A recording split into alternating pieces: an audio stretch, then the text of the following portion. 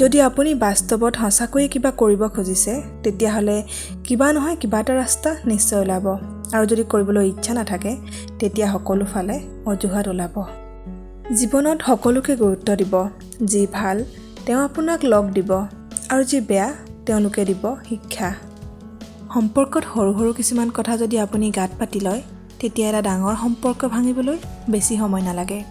হয়তো কেতিয়াবা কিবা কথাত মতৰ অমিল হ'ব পাৰে, কিন্তু সেই অমিলবোৰ আলোচনাৰ মাজেৰে মীমাংসা কৰি পেলাব লাগে। মনত গাপ দি থ'লে সম্পৰ্ক ধ্বংস হোৱাটো নিশ্চিত। আপোনাৰ পিছত ৰৈ আপোনাৰ বদনাম কৰি সন্মুখৰ পৰা আন্তৰিকতা দেখুওৱা মানুহবোৰৰ পৰা যিমান পাৰি দূৰত থকাই ভাল। এই মানুহবোৰ সন্মুখত থকা শত্ৰুতকৈও বেছি ভয়ংকৰ। সময় চলি যাব, কষ্টৰ অৱসান ঘটিব, বিপদ শেষ হ'ব।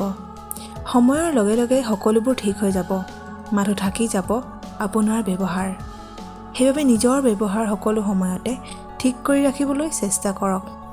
পৃথিৱীৰ সকলোৱে আপোনাৰ লগত বেইমানি কৰিলেও আপোনাৰ পৰিশ্ৰম আৰু যোগ্যতাই কেতিয়াও আপোনাৰ লগত বেইমানি নকৰে। প্ৰতিটো ভুলে যিদৰে মানুহক নতুন নতুন কথা শিকাত সহায় কৰে, ঠিক একেদৰে কিছু আঘাতে মানুহক সলনি কৰাত সহায় কৰে।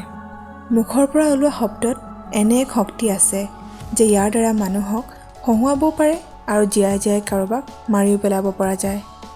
এই পৃথিৱীৰ এটা অপ্ৰিয় সত্য এই যে মানুহ প্ৰিয় হ'বলৈ অৰ্থৰ যোগ্যতা লাগে।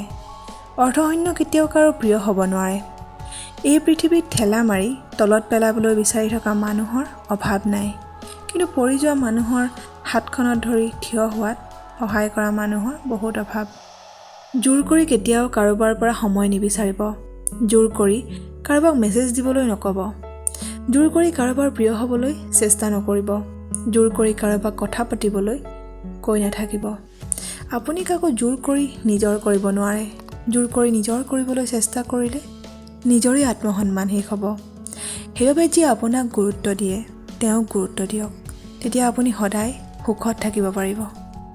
এই পৃথিৱীত যেতিয়া মানুহে এৰি থৈ যাবলৈ বিশেষ কাৰণ বিচাৰি নাপায় তেতিয়া সেইজনে আমাৰ ওপৰত মিছা অপবাদ দি আঁতৰি যায়। পানীৰ প্ৰয়োজনীয়তা প্ৰাণীয়ে তেতিয়া বুজি পায় যেতিয়া অত্যাধিক পিয়াহত থাকে, কিন্তু এটোপাল পানী বিচাৰি হাহাকাৰ কৰিব লগা হয়। ঠিক একেদৰে এজন প্ৰকৃত মানুহৰ ভালপোৱা আৰু মহত্ব তেতিয়া উপলব্ধি হয় যেতিয়া সেই মানুহজনৰ অবিহনে দিন পাৰ কৰিব লগা হয়।